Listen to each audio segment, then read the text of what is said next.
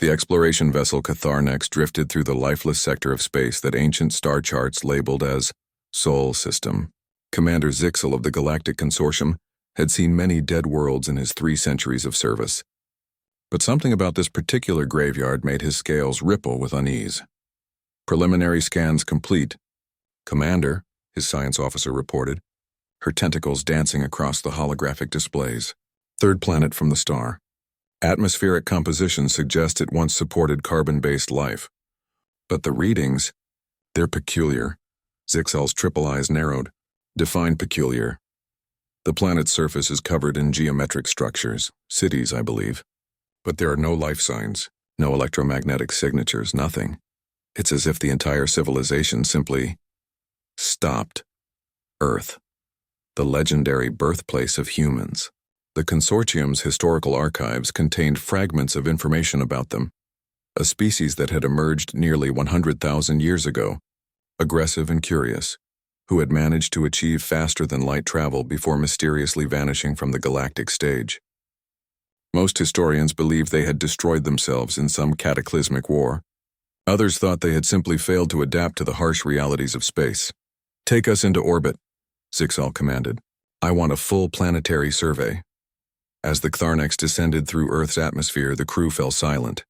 The cities below were intact but empty. Massive metropolises of steel and glass standing like tombstones to a forgotten civilization. Vegetation had reclaimed much of the planet, but the human structures remained, defiant against time itself. "Commander, I'm detecting something unusual," the tactical officer announced, his voice tight with concern. "There are massive structures in orbit, thousands of them. They're dormant." Zixel felt his blood chill. On the view screen, the objects came into focus. Warships.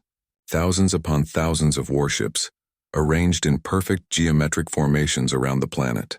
Each one was enormous, dwarfing even the Consortium's largest dreadnoughts. They hung in space like sleeping predators, dark and silent. "How long have they been here?" Zixel whispered. "Scanning. Commander, these ships are ancient. Based on the stellar drift calculations and cosmic ray exposure, they've been in position for approximately 100,000 years. A century of millennia, an incomprehensible span of time. Yet the ships remained, waiting. Why would they leave such a fleet and simply disappear?" The science officer wondered aloud. Zixel had no answer, but something deep in his genetic memory, some instinct bred into every species that had survived the brutal crucible of galactic evolution, screamed at him to leave now, prepare to. The warning never finished. Every ship in the ancient fleet suddenly blazed to life. Running lights ignited across kilometers of hull plating. Energy signatures spiked across every spectrum. And then, in perfect unison, thousands of weapon systems began tracking the Catharnex. Evasive maneuvers, Zixel roared. But before his pilot could react, every console on the bridge lit up with an incoming transmission. The universal translator struggled for a moment, then rendered the message in clear Consortium standard. "Attention, unidentified vessel. You have entered protected space. Identify yourself immediately or be destroyed." The voice was synthetic, yet carried an unmistakable authority. And it was speaking a language that hadn't been heard in the galaxy for 100,000 years.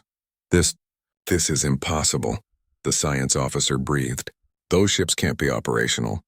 Nothing could remain functional for that long." Another transmission cut through. "You have 10 seconds to comply. 9, 8, 7.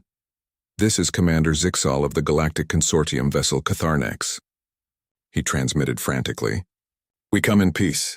We're explorers, not invaders." The countdown stopped. For a long, terrible moment, there was only silence. Then a new voice came through, different from the first.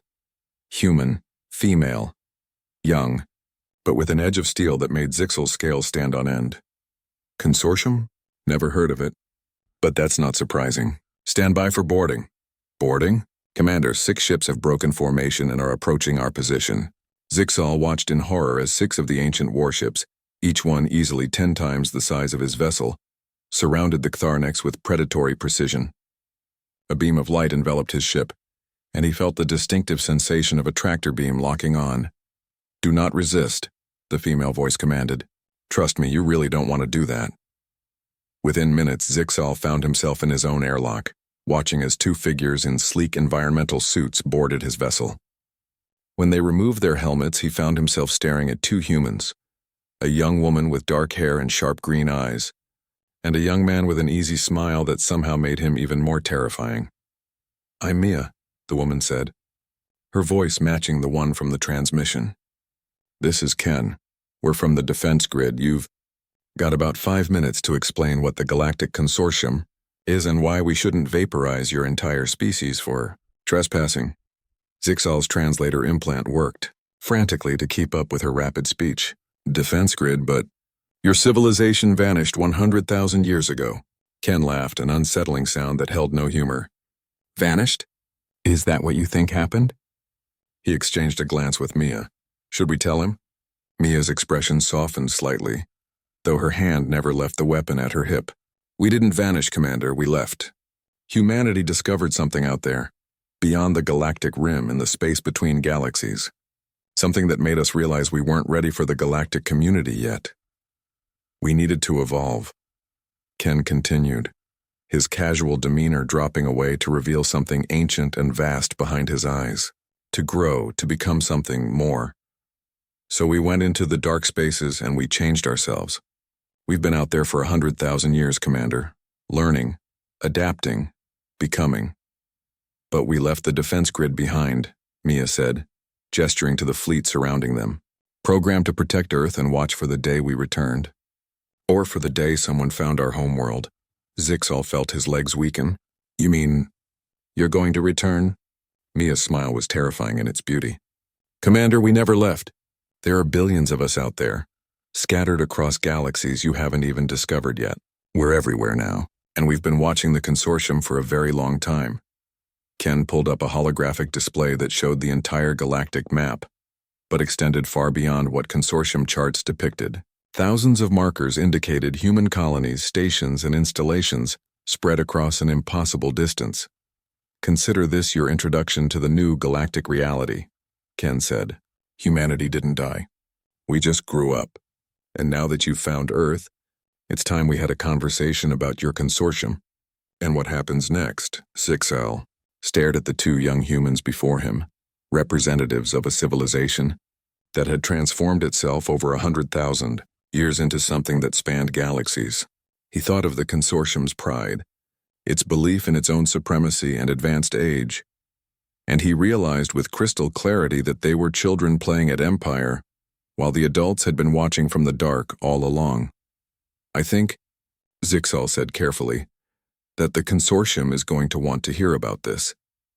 Mia's smile widened. "Oh, they will. Believe me, Commander, everyone's going to hear about this." Behind them, through the view screen, 100,000 years of silent vigil came to an end as the defense grid fully awakened, and Earth, humanity's ancient cradle, stirred once more beneath its eternal guardians. The galaxy would never be the same. The end.